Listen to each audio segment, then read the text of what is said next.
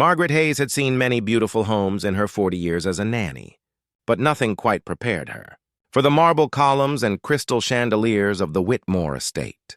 At 58, with silver threading through her dark hair and laugh lines framing her kind eyes, she'd learned that the fanciest houses often held the loneliest children. She smoothed her blue medical uniform. Mr. Whitmore had been very specific about wanting someone with nursing credentials, and waited in the grand entrance hall. Through the tall windows, she could see manicured gardens stretching toward the horizon. Somewhere in this enormous house was a 10-year-old boy who needed her help. "Mrs. Hayes!" A tall man in an impeccably tailored navy suit strode into the hall.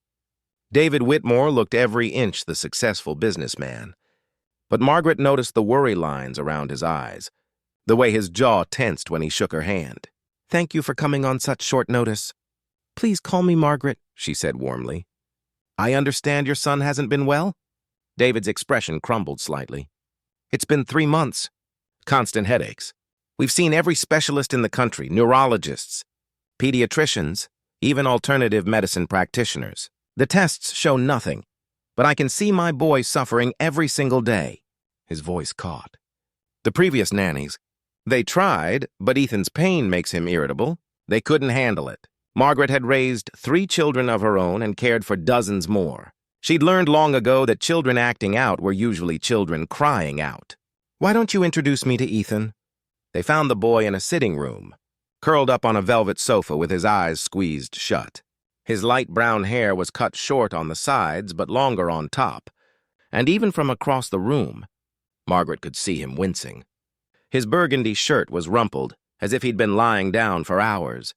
"Ethan, son, this is Margaret. She's going to be staying with us for a while." The boy opened his eyes, and Margaret's heart squeezed at the pain she saw there. "Another one?" he muttered.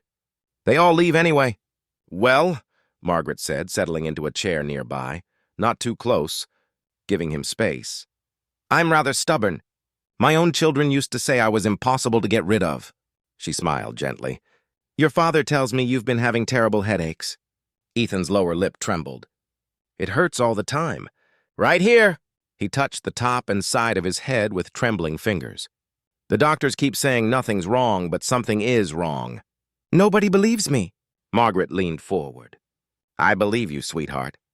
Those 3 words seemed to crack something open in the boy. His eyes filled with tears. "It feels like something's in there. Something moving sometimes. But they did all those scans and x-rays." "May I take a look?" Margaret asked softly. "I promise to be very gentle." Ethan hesitated, then nodded. Margaret pulled on a pair of medical gloves she kept in her pocket and carefully approached. As she bent down to examine his head, she noticed David watching anxiously from the doorway. The light from the window fell across Ethan's scalp, and Margaret squinted.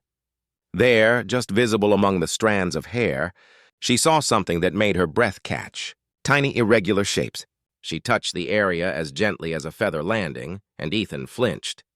"Hold very still for me, dear," she murmured. She leaned closer, her years of nursing experience telling her exactly what she was looking at. Her stomach turned. "Mr. Whitmore, could you bring me my medical bag from the hall? And perhaps some warm water and clean towels?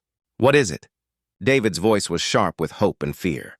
"Let me just confirm first," Margaret said calmly, though her heart was racing. She'd seen this once before, decades ago, in a rural clinic. The scanners had missed it because no one had thought to look at the surface. When David returned, Margaret worked with steady hands. She parted Ethan's hair section by section. And there, clustered in a small area that must have been hidden by his longer hair, she found them. Dozens of tiny seed-like things attached to his scalp. "Ethan, honey, I need you to be very brave," she said. "I'm going to remove something from your head. It might feel strange, but it shouldn't hurt much. Can you do that for me?" The boy nodded, tears streaming down his face. "Just make it stop." Margaret had seen these before. Plant seeds that had somehow gotten lodged in hair and begun to burrow into the scalp, causing inflammation and terrible pain, perhaps from playing outside, rolling in grass, or resting under a tree.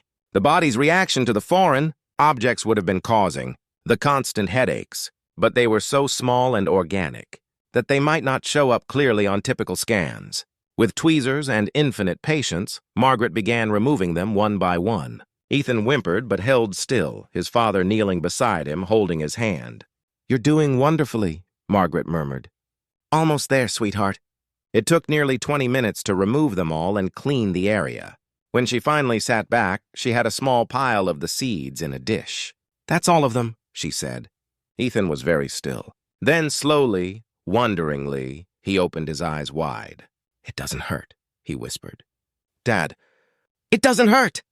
David's face transformed. He pulled his son into his arms, and they both began to cry, great shuddering sobs of relief. Margaret quietly cleaned up her supplies, giving them their moment. "How?" David finally asked, looking at her with something like awe. "Sometimes the simplest explanations are the right ones," Margaret said. "These little seeds must have gotten caught in Ethan's hair and worked their way to his scalp. They were causing irritation and inflammation. Because they're organic material, they might have been overlooked on scans, especially if the technicians were looking for tumors or structural problems." 3 months, David said hoarsely. 3 months of specialists, and you found it in 20 minutes. Margaret smiled. "I had the advantage of actually listening to Ethan. He said it felt like something was there. Children often know their own bodies better than we give them credit for." In the weeks that followed, Margaret watched Ethan transform. The pain-racked boy became a lively 10-year-old, full of questions and laughter. He showed her his collection of rocks, taught her about the video games he loved, and dragged her outside to play in those same gardens where he'd probably picked up the seeds in the first place.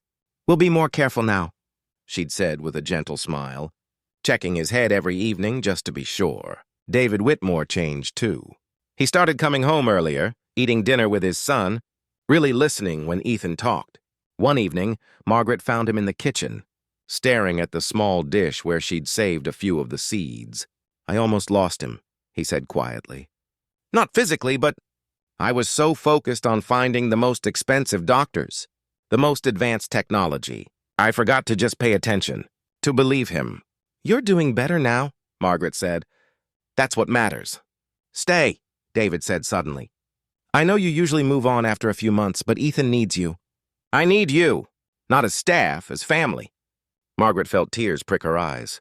At her age, she'd thought her nurturing days were behind her. But here, in this enormous house that had felt so cold at first, she'd found warmth.